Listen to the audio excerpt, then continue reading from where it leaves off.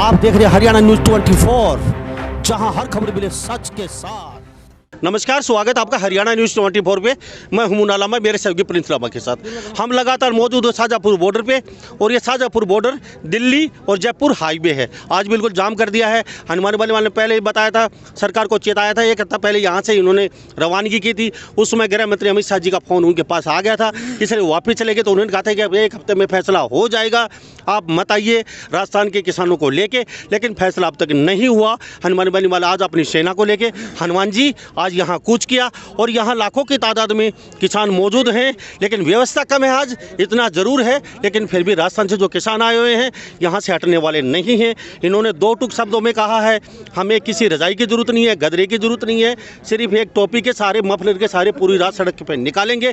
कल इनकी व्यवस्था ज़रूर हो जाएगी। एक महीने से किसान सड़कों पर पड़ा हुआ है, आप सबको पता है, सारे बॉर्डर सील हैं। और कहीं ना कहीं राजस्थान के यहाँ जो किसान आंदोलनकारी यहाँ सड़क पर आने से सरकार की मुश्किलें, मैं फिर कहना चाहूँगा, काफ़ी हद तक बढ़ चुकी हैं।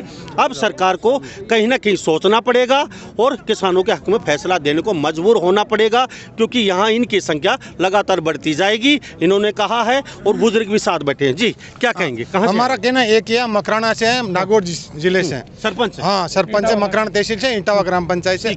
हमारा कहना एक ही है कि मोदी जी को एकदम आराम से ये तीनों बिल वापस ले लेना चाहिए। और अगर नहीं लेंगे तो मोदी जी को बहुत महंगा पड़ेगा। हम मोदी समर्थक थे, अभी भी थोड़े बहुत है, लेकिन अगर ये नहीं हुआ तो हम नहीं रहेंगे और रहने भी नहीं देंगे किसी को भी। हम किसान हैं, अगर हमारे साथ अन्याय हुआ और हमारे को कुचल के मोदी ऊपर ये अडानी अंबानी की गोद में बैठ जाएगा, तो हमने नहीं सोचा था कि मोदी हमारे को कुचल के अडानी अंबानी की गोद में जाके बैठ जाएगा। हम ये गरीबों का रखवाला है, मोदी मोदी मोदी, हमने बहुत सोचा था।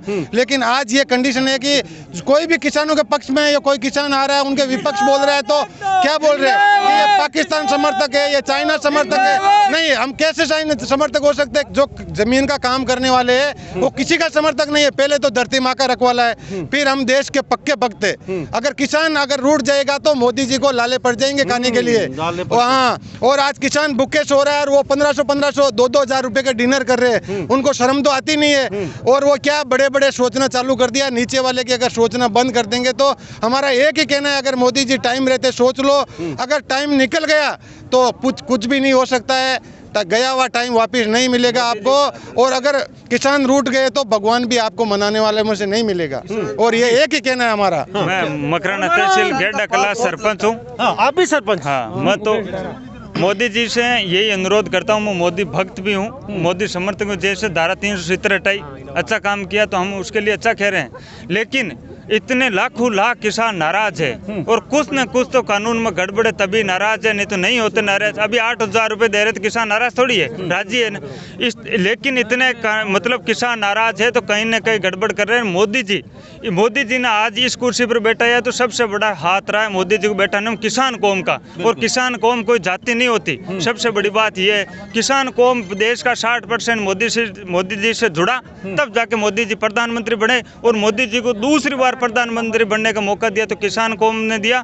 तो मैं तो यही मोदी जी से और इनसे रिक्वेस्ट करता हूं कि मोदी जी किसान कौम को, आप अन्नदाता को नाराज करके और आपकी बात पर अडिंग रह के, हर काम आप अडिंग रह के मत करो। किसान कौम की कहीं हाय लग गई तो आने वाला टाइम आपके लिए बुरा होगा। और आने वाला टाइम ये कानून रहे तो किसानों के लिए भी बुरा होगा। शायद हो सकता है ईस्ट इंडिया कंपनी आई थी, उस टाइम बुरा नहीं लगा, लेकिन आते आते एक दिन ऐसा आया था पूरा देश को भुगतना पड़ा। हो सकता है किसान मंडियाँ, प्राइवेट मंडियाँ, इतनी लोग पैसे वाले दबाव बना लेंगे किसानों पर, तो आने वाले समय में किसान कौम खत्म हो जाएगी। किसान कौम खत्म हो गई तो भारत देश का क्या होगा? क्योंकि सबसे बड़ा कृषि प्रधान देश भारत देश है। तो मोदी जी को आंख मीच के किसानों पर भरोसा करके, किसानों से वार्ता करके, और ये कानून बिल है इनको लेके। और मैं तो ये कहता हूँ मोदी जी, आप स्वामीनाथन रिपोर्ट है उसको आप जैसे है उसको आप पेश कर दो, किसान बहुत खुश रहेंगे, किसानों की दुआ आपके साथ रहेगी। और आने वाले टाइम में हो सकता है मोदी जी को फिर प्रधानमंत्री बनने के लिए सौभाग्य मिले। और ये स्थिति रही तो किसान भारत के इतने मजबूत है। और राजस्थान के और हनुमान बेनीवाल तो नागौर जिला का वो कोहिनूर है। जिन्होंने हमने तपती ठंड गर्मी में बिना सोए उठे बिना खर्चे हमारी गाड़ियों से या भाड़े तोड़े से करके हम आइए।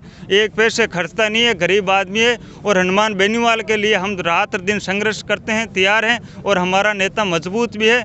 तो हम राजस्थान के किसान चाहे कुछ भी करना पड़े मोदी जी को मनाने के लिए 100% प्रयास करेंगे। और मोदी जी नहीं माने तो आने वाला टाइम मोदी जी के लिए बुरा होगा और किसानों के साथ भी बहुत बड़ा अन्याय हो जाएगा। और किसान रूठ गए तो राम रूठने से कम नहीं है। हम तो ये अब युवा हैं, किस तरीके से देखते हैं पिछले 1 महीने से बहुत विकट समस्या बनी हुई है। और मैं सरपंच साहब से मिलता 1 मिनट लौटता हूँ, बताइए क्या कहेंगे? मैं चुरू जिले से किसान आंदोलन को समर्थन करने के लिए यहाँ दिल्ली बॉर्डर पर आया हूँ। भाई साहब के एक आह्वान पर हम सैकड़ों लोगों के साथ यहाँ पे कूच किया है। और जब तक ये मोदी सरकार ये के लिए तीनों काले कानून वापस नहीं लेंगे, हम यहाँ से टच से मस नहीं होने वाले।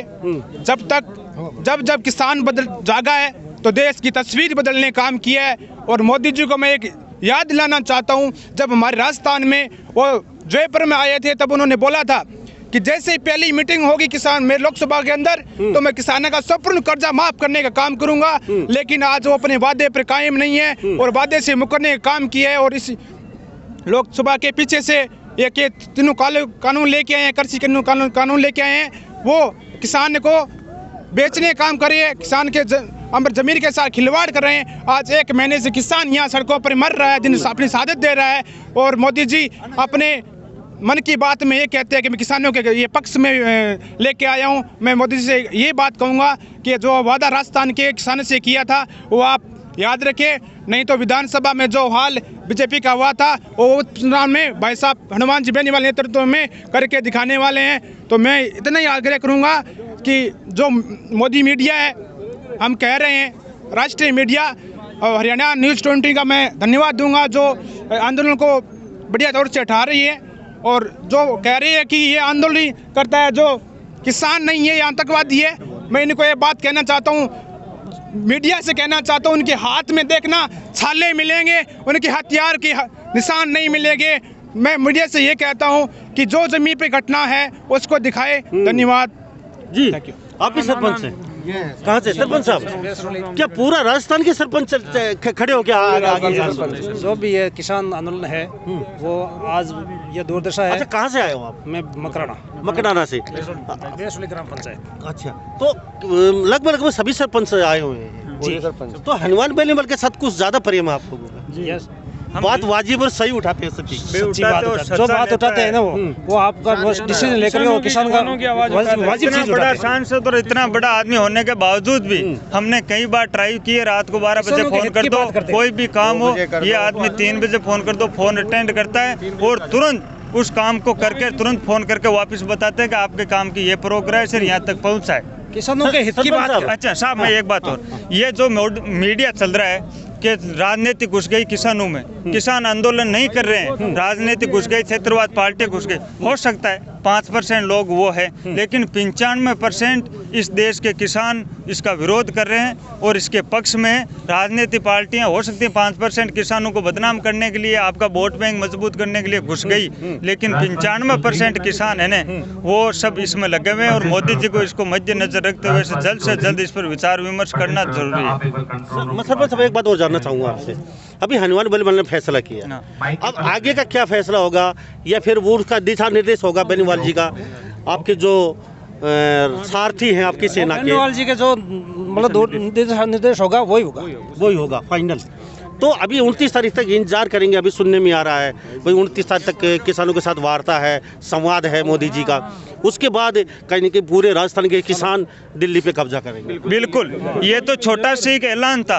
अगर हनुमान जी बेनीवाल पूरी तैयारी के साथ किसानों को ऐलान करेंगे और सूचना करेंगे तो मेरे इतना विश्वास है कि हमने बाड़मेर, जैसलमेर, जोधपुर कई रैलियां देखी, लाखों लाख 10 लाखों में किसान एकत्रित होंगे और राजस्थान का किसान जब कूच कर देगा, अटैक कर दे, क्यों पश्चिमी राजस्थान का किसान इतना मजबूत है, एक दिन पानी बिना रह सकता है, 5 दिन खाने के बिना रह सकता है, क्यों हमने ये चीज़ें देखी है, उसी क्षेत्र से हम उठ कर आते हैं। तो हमारा इतना विश्वास है जिस दिन हनुमान जी बेनीवाल ने खुलकर समर्थन कर दिया तो मोदी जी के संसद तक पहुंचते राजस्थान के किसानों को टाइम नहीं लगेगा। सरपंच साहब ने बहुत बड़ी बात बोली है, राजस्थान का किसान 5 दिन खाए बिना रह सकता है, 1 दिन पानी बिना रह सकता है, तो दिल्ली तो क्या बड़ी बात है इन लोगों के लिए। तो ये आप इस बारे में क्या सोचते हैं, कमेंट में भी राय जरूर दी दीजिए। मैं मुन्ना लांबा मेरे सहयोगी प्रिंस लांबा के साथ शाजापुर बॉर्डर से हमने आपको लाइव दिखाया है। तो इन्हीं सब बातों के साथ नमस्कार, जय हिंद। आप देख रहे हैं हरियाणा न्यूज़ 24, जहां हर खबर मिले सच के साथ।